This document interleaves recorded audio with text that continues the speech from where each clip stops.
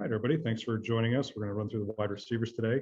We'll go ahead and get started with Coach Whitted, and we will start with questions for him with Jesse.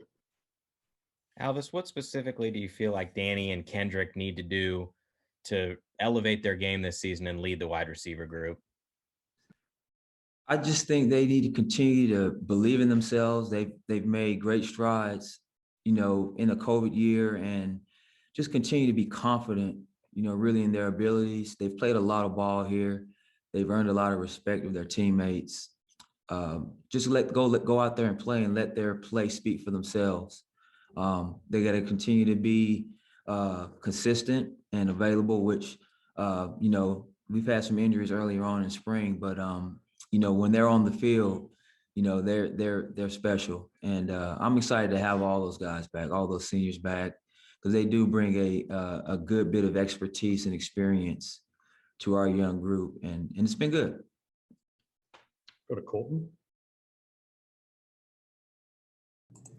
I was kind of in that same line. When you have a year that's frustrating like it was last season with the injuries and guys not being able to play, do you get a sense of a hunger from the group right now that they want to go kind of prove last season wasn't, what this group could be? I do. I think there is quite a bit of that, especially coming from a lot of younger guys. And I'll speak on one is in Chimere, just his approach to, having a COVID year, coming in and just playing and making plays, showing that, he can be trusted, he can be dependable, his toughness. Just, I love everything about that kid and what he's done. And we have some other guys that are coming along. Devin Chandler's one who had some flashes last year. And, again, it's just about, getting that experience, getting the reps this spring. This spring has been invaluable to our group because they need it, and they didn't have that last spring. And so you can see the confidence in a lot of guys in their play. And I'm just not talking the underclassmen, Danny as well, and KP. So just having those guys again out there, being able to practice and get the reps, and a little bit of the new things that we're doing on offense, you can see the confidence building, when they're out there. Go to Jeff. Yeah, Elvis, obviously you had to depend on some guys like Chim and Dunn last year after you didn't have Pryor and Danny, and they made some plays for you. But I'm just curious, what do you think you missed on the field as playmakers when those two guys weren't there? And also, were you involved in their decision process to return to UW? As far as what we missed, I just think we missed the experience of guys that know game situations, that know how to make plays, in those tough situations. We missed those down the field throws from Danny and KP, those guys that can take the top off the coverage. And, really, when those guys are out there, they're different. They are different, and they add a different dimension, a positive dimension to our offense, in the passing game.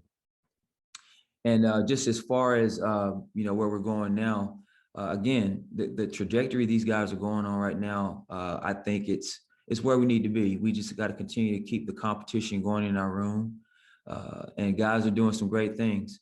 You miss a guy, you talk about a guy that's taking steps, AJ Abott, he's starting to flash, and he's got to continue to be consistent, and he can do some things. He's physically gifted, and he's taking a different approach to just everything that the position requires, the study, the time after practice, and just coming up to see me.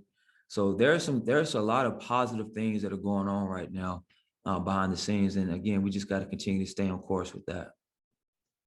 Steve.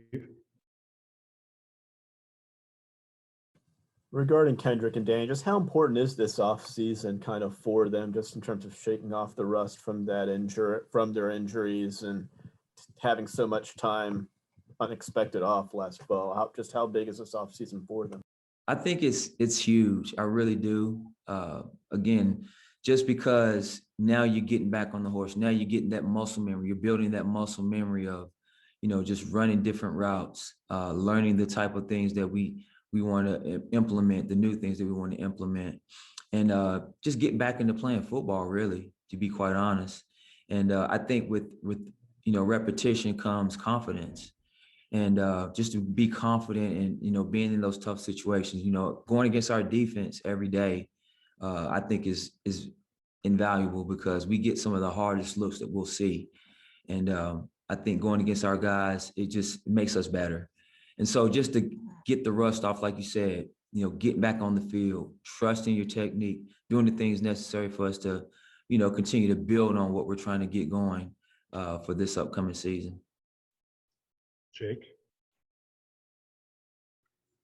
Elvis, you talked about AJ Abbott and mentioned some of the stuff that he's flashing. He seems to be more consistent, that he's, doing, he's talking to you more and whatnot. What are there a couple of things that you're seeing on the field that are, that are different from what you saw from him last year, during the spring? I just think he's taking a bigger approach mentally for the game, and not knowing just what his job is in a certain concept, but just seeing the big overall picture. I think he's taking time to really just, study and understand the why. And I think it's starting to resonate with him. And you can see that just in a lot of plays that he makes. And again, AJ, he's physically gifted, and out there, he has an element of, quickness and suddenness.